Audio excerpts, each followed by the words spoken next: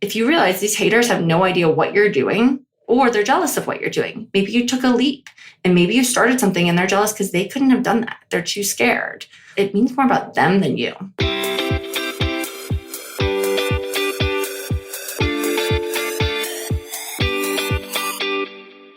Hey, it's Renee. Welcome to the Into the Wild Show, the podcast for women who want to build incredible mental strength to level up their business and lifestyle. I'm Renee Warren, the founder of We Wild Women, author, speaker, award-winning entrepreneur, and your host.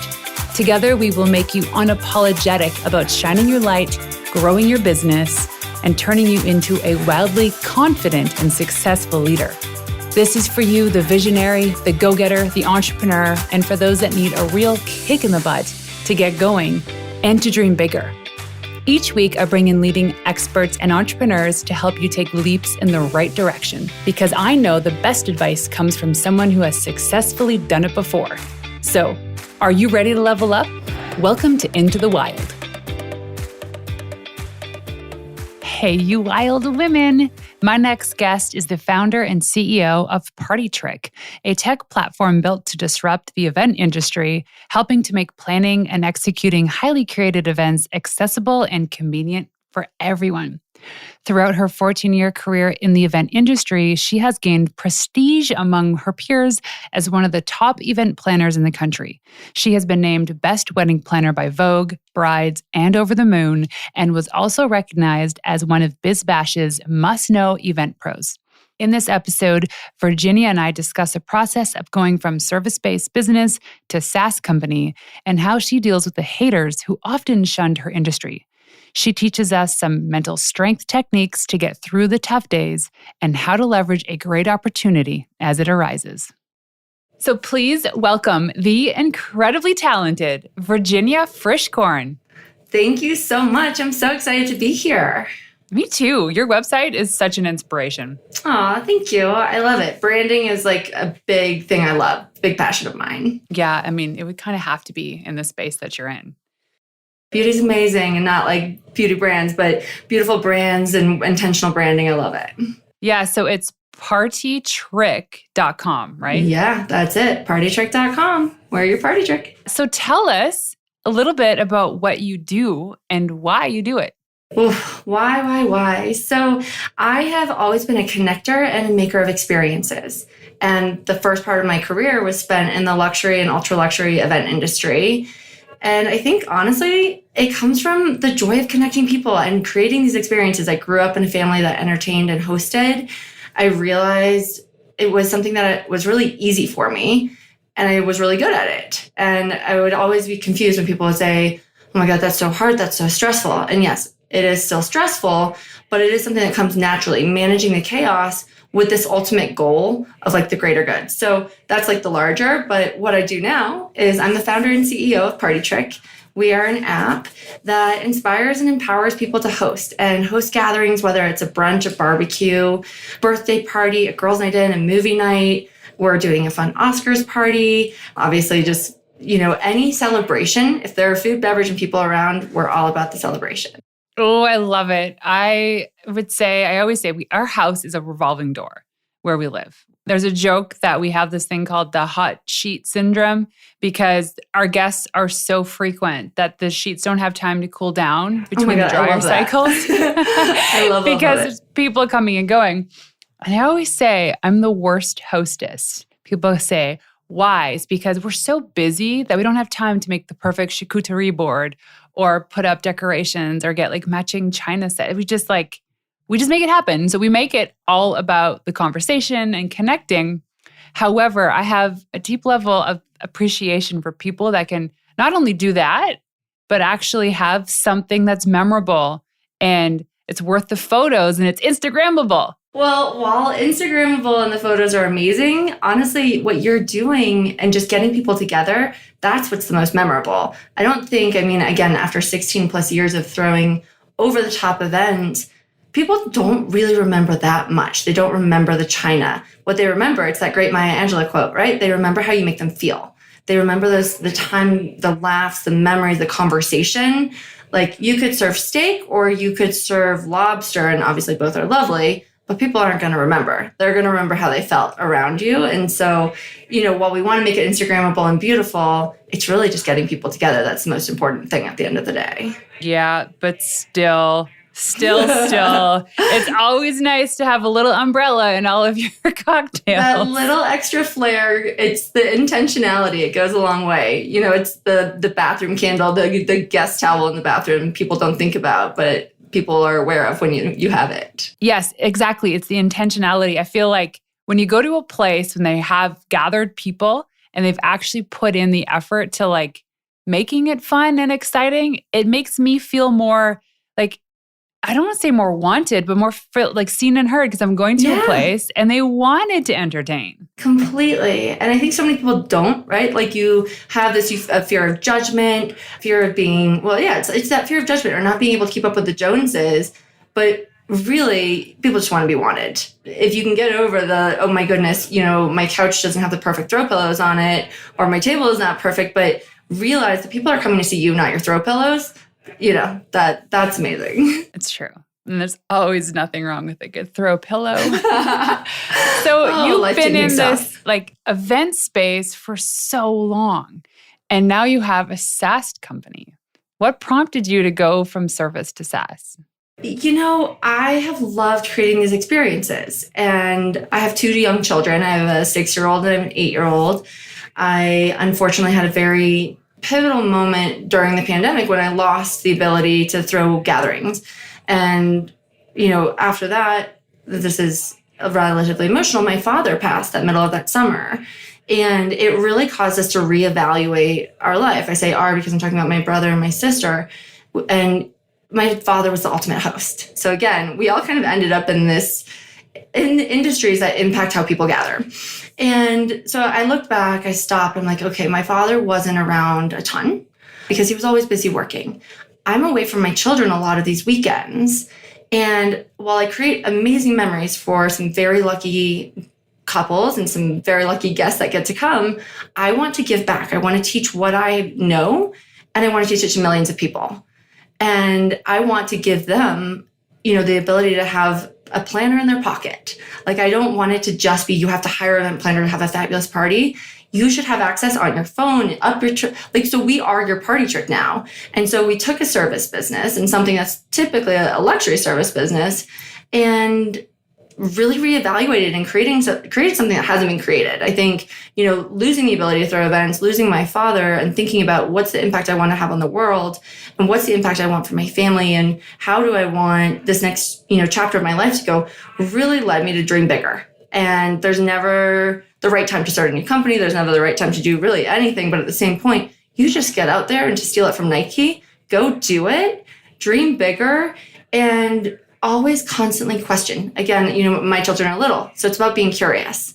So I chose something in the service industry. I wanted to then have a larger impact. Service industry is very hard to scale. Fortunately, I have the curiosity and just probably delusional ability to just jump in and create something new compared to just, keeping with what I knew. Well, that's what entrepreneurship is about, is to be a little crazy. Oh, a little bit crazy. It's the explorer versus the traveler, right? Like charting uncharted waters. That's the scary part. And exciting and amazing part. Yeah. Yes. And the losing your hair, losing your sleep, losing friends. It's crazy. And here's the thing, like, I don't want to say a service-based business is always easier to start, but generally it is. And so now you have all this experience, which obviously you've seen this kind of hole in the marketplace of we need this, because now you're making this more accessible to all people, not only physically, but financially accessible. Completely. I mean, the average planner, these are weird numbers, but we'll go for it. The average fee for a planner is like $5,000 for just a social event, which is kind of expensive. I mean, most people aren't going to hire a planner to do a first birthday party. Maybe some would. Not everyone. That's not the masses. It's very similar with interior design. It's an industry. I mean, you think about wedding planners. When I was planning at the peak, we would charge over 6 figures for a wedding. That's crazy. A lot of people don't even spend 6 figures on a wedding. That is not attainable to the masses. It's just not. So now we can create something that, I mean, we're less than what you would pay going out to dinner to plan a year's plus worth of events. And we write custom events for our clients right now. And you can do it for less the cost of going out to dinner. I mean, it's amazing. I really want every single person, not just the people who can afford to throw that monstrous wedding. We want everyone. Oh, you have to meet a guest I had on the show. It's Christina Schlegel.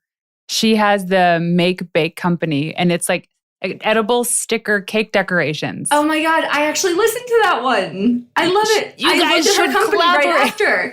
Yes, oh my God, that was such a good podcast. Props to you guys, go. Yeah, I would love to connect with her. I actually started following her company right after I heard her. Yeah. So, that was an awesome story too. I love the story how she had like 15,000 stickers right as COVID happened. I was like, I would just sit in my room and I'd eat them. I mean, my kids would go nuts. They would love that. So totally. What I love about this and why this matters is because you both were so ingrained into an industry and you're like, wow, there's a massive opportunity here. And you're like, I'm going to go for it. And what was the most intimidating part in going from that service to the Saas? Well, I think it's jumping into that unknown. I knew what I was doing so well. I knew my vendors, I knew my team. It honestly was, again, it got back to the easy. It was judged it's an industry that was judged a lot. So it was scary to leave something that was known, even though that was great to leave the judgment, to jump into something else that honestly still has the judgment in a different way, and it's jumping into the unknown. I think there's similarities across, right? Like as a planner, you're managing the chaos. You're identifying all the things that are going to go wrong. And that's really helpful across whatever industry. So as I jumped into something that was unknown, I realized I had no idea what those things were going to be, right? I didn't know all the areas that would go wrong. So it's looking and finding the experts. Just like when I was planning an event, it was going and finding the audiovisual expert before I knew a ton about AV. So there's some similarity, but it was so all over the place. I mean, such a scary leap. A big one I'm glad I took. So you mentioned something about like the shame in the industry, because that's something you and I connect on with, like me being in PR and you being in event planning. You'd think that J-Lo would have popularized being a wedding planner. Right? Oh my God. I mean, people love the idea of it, but they think it's so cute and like fun little hobby job. And I cannot tell you how many people are like, that must be so fun. Or my family members who, when we weren't producing events, are like, well, what do you do?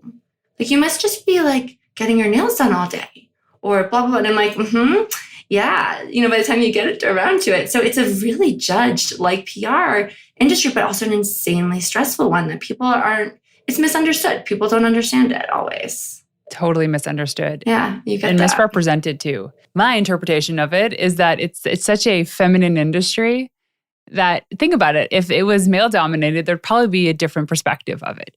But what people don't understand is like everything that goes in behind the scenes. Because with the event planning, most people just see the event, but they don't realize it took a year to get to that point. And they're just like, okay, yeah, catering, yep, this, yep, that, photographer, check, no problem. I could do that in an afternoon. Yeah. Oh, I know. And then it's, I was speaking with someone the other day and they don't want to hire someone. I'm like, do you really want to deal with it on the day of when, all the problems start falling and the band, their car breaks down and they're 3 hours away, or a flight gets diverted, or there's a mudslide. And so the chaos on a really high emotional and very expensive day is something that people don't think about. They just, again, they're like, oh, let's pick out some pretty flowers.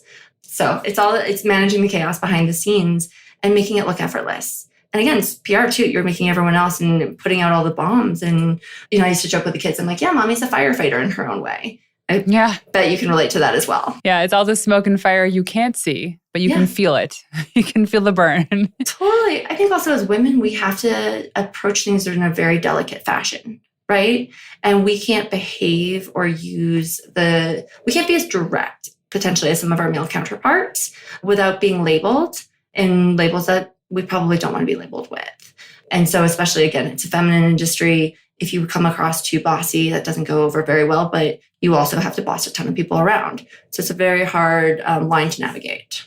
Yes. Okay. So do you still do event planning? I'm doing a little, not much. I mean, we're doing some events with Partytrick, but with Bluebird, we have one or two that I have contractors that are finishing up this year. But it's really, for me now, full effort and, 95% of my professional efforts on Partytrick, and then kind of tying up these loose ends and educating other planners is really what this next chapter. Again, it's this empowerment phase and teaching others to do versus me just doing it for clients at this point. Okay, so then tell us a little bit how Partytrick, the app, works. Yeah. So again, as you know, I've been in events, and the way I think about events are broken down into three parts. There's the what it looks like, which again, I think everyone can relate to. Like, what does your table look like? It's what you go and spend hours on Pinterest finding, and then typically you end up in Pinterest fail, or you don't throw the party because it's too overwhelming. There's the plan, there's the details, the food, the beverage, the music, how you're inviting people, what you're wearing. And then there's the execution component. So in short form, event design, event planning, and event production.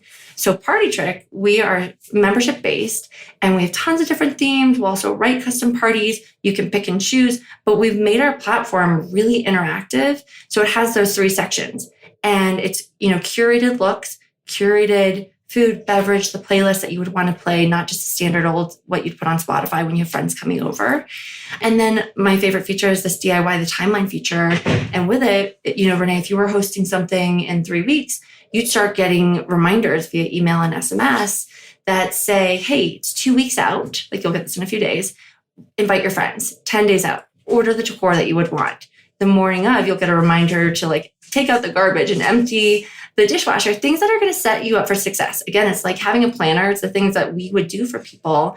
And so, all of these years in large scale event production set me up to really create something that is a super holistic plan for people. So it's easy. Like, you can know that your decor is going to match your food, is going to match your music, and not have any of that stressful component of does this work or does this not work? Oh, that's so cool. Wow, you can make anybody look good.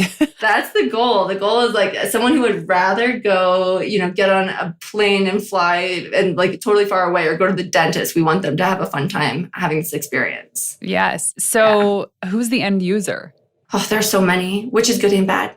Am I me? Birthday? Totally. Okay. Yeah. So I would say someone who's never hosted, someone who's hosted a fair amount. I would say our target is, someone who's in that hosting era. So they're just starting to get married. They're in that 25 to maybe say 32 is our initial, because then we stay with them for a nice long time. They're in the momentum of throwing events that they might not be it's hard to get someone to start out of the blue. So we start there. But as a mom, this is the perfect product for kids' parties. It's the perfect product if you have, a spouse or partner who decides to invite people over last minute and you have to deal with it. How to handle that person. I'm married to that person. Right? We decided to host a 30+ person concert in our house.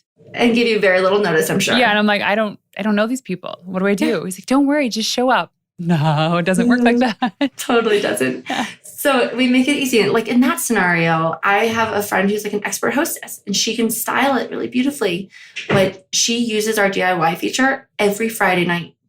And so she gets the timed reminders, because she knows that it means that she won't forget to, again, light that bathroom candle or turn on music before. If you're running around like crazy, I would say as a mom, this is such an amazing product, because again, if kids are running around, you forget. And then you go into the party feeling stressed. You might forget the simplest little detail that you had planned. And a relaxed hostess or host, they really set the tone for the party. I used to think about this, if a bride and groom are dancing, their friends are going to dance. If they're sitting, their friends are typically going to sit. They're going to read you, your guests who are coming over, read your energy. No one wants to go somewhere where someone's totally stressed out the whole time and just that. It's contagious. And that's not a good level of contagiousness that we want. We want the happy vibes. No, we used to host a lot of dinners and stuff. And it got to the point where I didn't get a chance to actually connect with the guests because I was too busy cooking and cleaning. Yeah. And I don't like cooking. And so finally I was like, hey, why don't we just hire a chef who loves doing the cooking part? Let him do his artistry. I can have a glass of wine with my friends. Perfect. Because at the end of the day, it ends up costing the same. Yeah. Well, no, when you think about the food prep, and I'll say, Renee, I'm right there with you. I'm not a big fan of cooking. I actually love cleaning. So it was one of those things where I have no problem organizing and cleaning up after a party, but cooking and prep. So we have a ton of options for how to turn even a fancy dinner party into a takeout party, and how like all of those hacks for the people who don't want to cook, but they also don't want to hire a chef because maybe they don't know one, they're not in a position to do so. Like, how do you still make it look good when you actually don't like the legwork? Like, if you don't know how to set the table, we teach you basically how to make something that would be Instagrammable, even if it's just a really cute ice cube that you put in your cocktail. Like, almost anyone can do that. And then a ton of candles, sweet, simple, like, and easy. We want to keep it stress-free. Yeah. So is there a geographical, or like anybody in the world can download this app and use it? Anyone can download it right now. We are just web-based at the moment. We are building out our mobile app. We are like legally restricted to the US, but that's just in terms of what we can promote. So actually North America, let's reframe.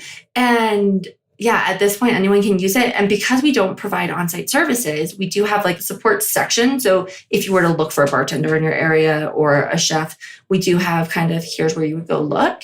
But because we're web-based, we can help people anywhere, which is amazing. That's so cool. Okay, so we have a baby shower tomorrow in less than 24 hours. Yeah. Could your app help with that? Oh, completely. Wow. Even if it's just conversation starters, the playlist, the reminders would be, you could literally go on right now, sign into a member portal, put the event data in and click and get it going. And you wouldn't be able to get potentially some of the products in time, but we'll have DIY hacks as well as, I had that actually happen last weekend. I had a girlfriend reach out and they were hosting a baby shower and it was a little over the top. She's like, I need ideas for this. I have one day. I'm like, all right, go, here it is. So it's great. So you don't have to Google around. We curate the best of what's there. That's the hard part, I think, is like there's so much options and opportunities. You get the shiny object syndrome and you're like, now what do I do? Like, I like all of these options. I like the blue and the orange, but then I like the pink and the white, but I like this playlist and I want that dessert. And you're just like, no, this is it. This is exactly what you're doing. Like, here are the two things, pick, choose, go. I think we get stuck in this position of hosting so much, but we also have so many other things in our day-to-day life. Whether it's kids, whether it's 4 companies that you're running at the same time, living in different places, we kind of, as women, end up in this position where it still falls on our shoulders. And hosting and entertaining. And maybe it sounds stereotypical. So maybe like the husband loves to grill. Again, there's a stereotype, right? But he's like, oh, let's just do these things. It always falls on the women's shoulders while we're still running other really stressful things. And events, hand down, are very stressful, but people don't realize it. So going back to like, you're being in PR and being in the events industry, there are all these haters don't realize how stressful it is. Having to host these events, while they're joyous and they're amazing celebrations, they are stressful. And we want to remove that. And we want to make it easier for women all the way around, because community is everything, from a mental health to how we get our next jobs. Like, it's building your network. Hey, you wild thing. There's one thing I would love from you, and it would mean the world to me if you could hop on over and leave me a 5-star review and some words of wisdom. Because I'd love to know what you've learned from the show, from my guest, or anything that's come up that you've applied within your business that's helped you grow or become a better mother or partner or community person. Because having these incredible comments, let me tell you, it means the world to me when I read these things and when people share on social media, even in DMs, and getting these little notes saying, this person has helped me, or Renee, this thing you said helped me tweak something in my business, or made me look at something in a different way. Listen, I read every single comment, every single review. It would mean the world to me if you could go and leave one, as well as share this episode with a friend. Have an amazing day. We talk about like the haters, right? And there's haters in the industry, and maybe not so much like what you've created, which I think is so incredible. I can't wait to jump on and start using it. But in the event space, in the PR space, we see it. I can tell you for hours stories I've experienced, because I used to run an agency that worked with funded tech companies, which were all a bunch of dudes, young bros that got millions of dollars. And now they're like, I got to spend this. But, it was so interesting. So tell us, how did you manage and deal with those haters? There are haters everywhere. It's funny. I was having a conversation this morning about actually another planner who is a hater of me as a planner, not even in the tech space. So, and it's like, let's all come on, community over competition in a way, all boats rise together. But it's just realizing, in a way, it doesn't matter. You're always going to have haters. And if you can sit in yourself and sit in the comment, it doesn't matter what they think. It doesn't impact, and have that confidence and self-awareness that like, let it come at you and then keep it moving on. I mean, I think about, you're never going to fight them. You're never going to convince them. Do everything to convince yourself that you are who you need to be and to get to those feelings for yourself, but ride that wave instead of letting it be a brick wall that you're running into over and over. And some people are going to love you and you're going to be on top of the wave. And sometimes you're at the bottom, but you don't need to be in the water. You can just like ride the surfboard up and over it. And I know that sounds like a little woo-woo, but it's really helpful to realize that's life. You're always going to have people who are going to try to push you down and knock you down. If you can just hold your balance, stay who you are, and realize no one knows what anyone else does. I'm sure you realize this. Like even some of my best friends, they've been friends forever. I generally know what they do. They generally know what I do. They make judgment. Maybe I make judgment on them or not based on what it is, right? Like that's just human nature. But at the same point, if you realize these haters have no idea what you're doing, or they're jealous of what you're doing, maybe you took a leap and maybe you started something and they're jealous because they couldn't have done that. They're too scared. The haters, it means more about them than you, in my mind, typically.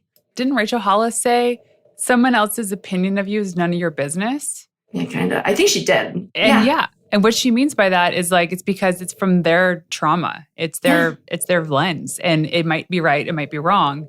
But I feel like when you get those haters, it's almost like you've made it. The other day, actually last week, there was a fake Renee Warren account on Instagram. Woo-hoo! And all my friends were like, yeah, exactly. They're like, for you made it, Renee, you made it. Someone's trying to be you. I'm like, wow, how scary is it that people can do that? It was funny. Now, I actually just launched, so I'm taking all of my recordings, my podcast video recordings now and making shorts, as well as putting the entire episode up on YouTube. Love it. Like, there's something to be said about people listening to you, but when they actually see you in a video, it's a totally different level.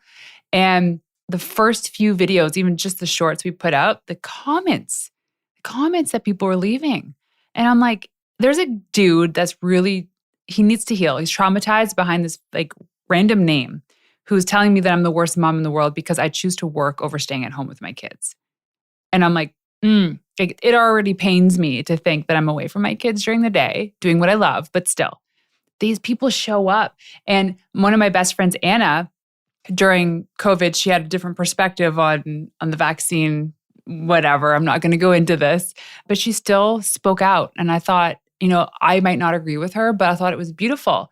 And I said, but you are facing, like, the world has been divided in half on this. You're facing half the people that are going to completely disagree with you. What do? She goes, oh, I just delete their comments and then I block them. She's like, I get so many of these people leaving these terrible comments that after a while, this just all kind of blurs into one and you just get jaded. You're like, meh. Oh, you can delete them and you can block these people? I thought we were supposed to be strong and proud and face these demons. She's like, no, don't let them waste your energy.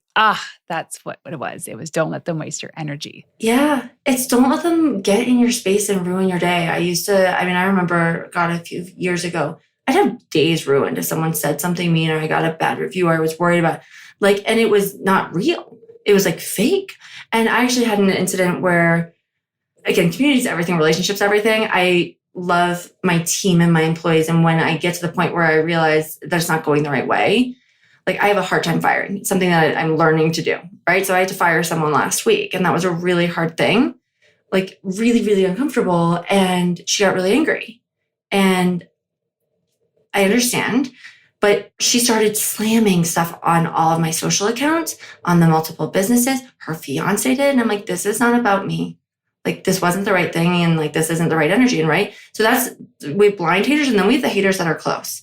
And being able to block, be quiet, realize this is her reacting. This is more about her than me right now.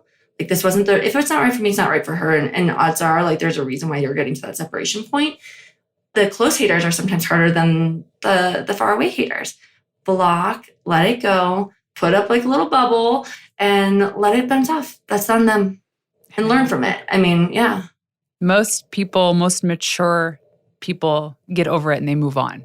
Yeah. Right. Unless it's something completely atrocious. But for when you little give the things haters your energy, then they're winning. Don't give them your 100%. energy. That's it. It's like you're giving away your power to somebody who they themselves are traumatized by something.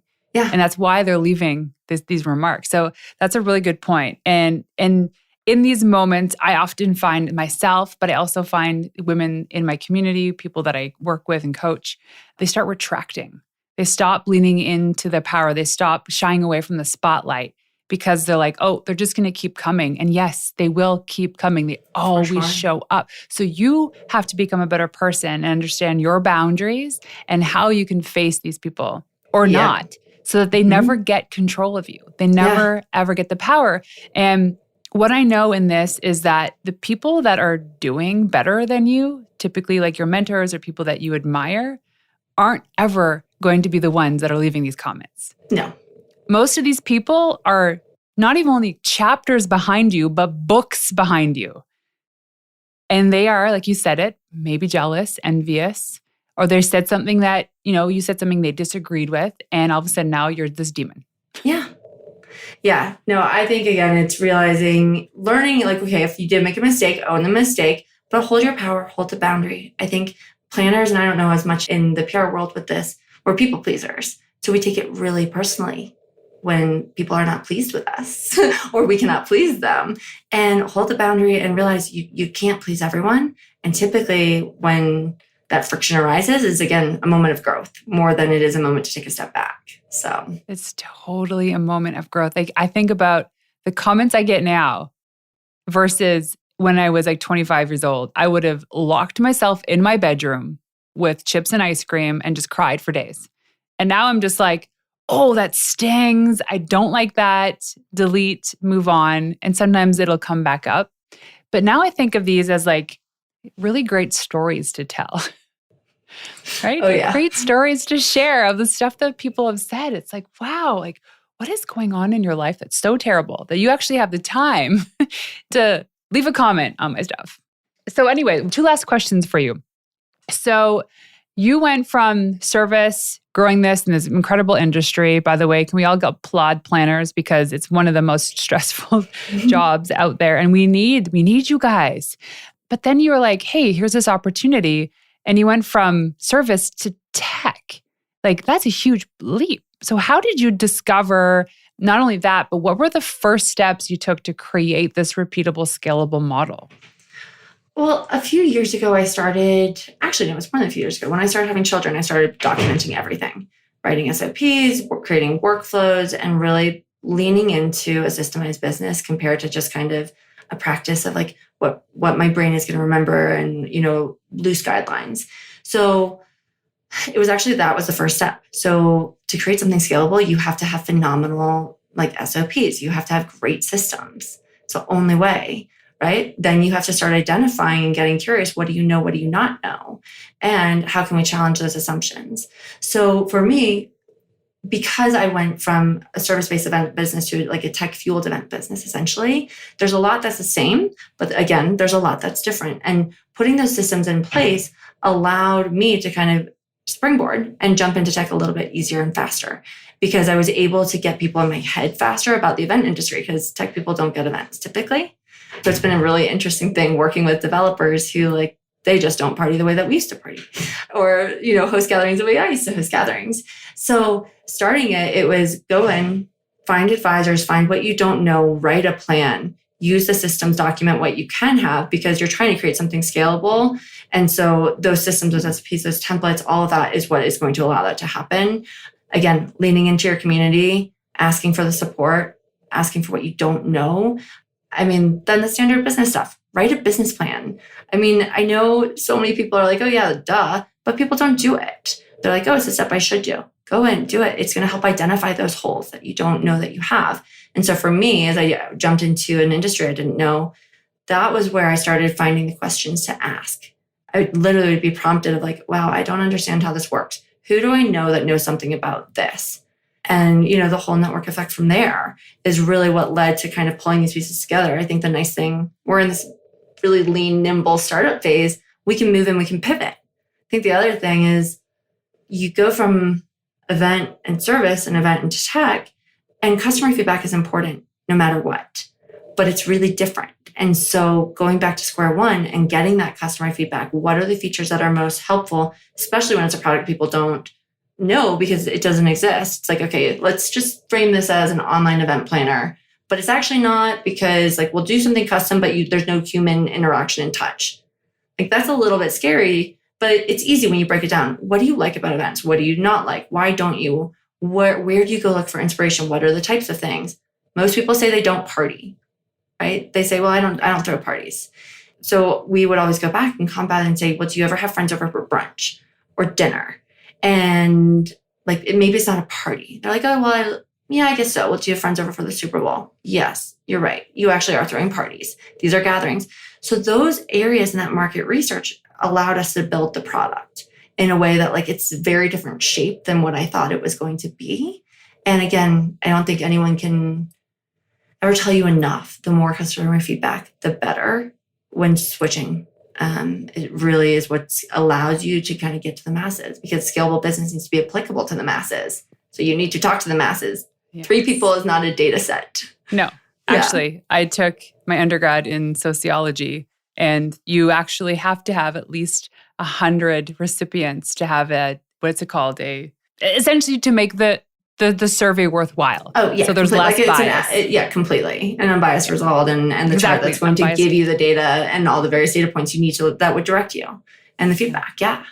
So I want to touch on the scalability too, because people say you can't scale service, but I think there are ways you can.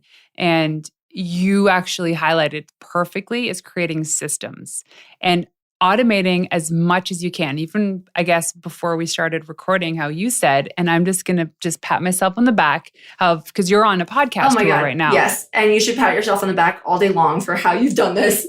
Brag yourself now. Thank you. Yes, thank you. Virginia said that I had one of the best onboarding journeys for somebody being a guest on my show. And my interpretation of that is I want it to be easy for you to just show up and have a good time with me, but I wanted to create something that I want. And I've been guests on many people's shows, and some of the journey is just terrible. And like, there's no reminders, there's no intake forms. There's like, hey, just shoot me over your bio when you get a chance. It's like everything needs to be streamlined and automated as much as possible. Yeah. So yes, you can automate the crap out of your service-based business. And now, especially with AI, there's so much more you can do, so that the stuff that's like the menial tasks, the admin stuff is so automated that you're only focusing on the thing that you're really, really good at. Completely. You're genius. Yep. Which again, allows you to expand your reach and scale it that much more, for sure. Love systems. I live, breathe, die by them. Me too. Me too. Yeah. Okay. Well, you got to go pick up your kids, but I have one last question for you. When I ask you what it means to be a wild woman, what is that for you? I should have had this one prepared, but I love the authenticity behind it. For me, being a wild woman is like letting any perception of who you need to be go away and just being you and the authentic you, because that is like the most stripped down, like natural version. And that's wild, right? And just living in that authenticity and not like putting yourself in a box. So there's my long answer for it. I love it. Thank you. Thank you. Okay. So Virginia, if people want to go online to find you, where can they go? So come check us out at partytrick.com, on Instagram at Partytrick, and TikTok, Partytrick with a little underscore at the end, which I'm sure will be in show notes. And we cannot wait to have you celebrate with us. Yay! Well, thanks so much for joining us today. Renee, thank you so much. I so enjoy talking with you. And again, your automations are phenomenal. So I love it. Big props. So there you have it. Thank you for tuning in to another episode of Into the Wild. To make this girl happy and to help reach other women who are dreaming of starting their business, please leave us a 5-star review on iTunes and everywhere you listen in. Also, if you want to find me in the wild, check me out on Instagram at Renee_Warren. That's RENEE_WARREN. And leaving you with one of my favorite tips of all time: the best advice you could ever receive is from someone who has successfully done it before you. Until next time, ladies, peace out.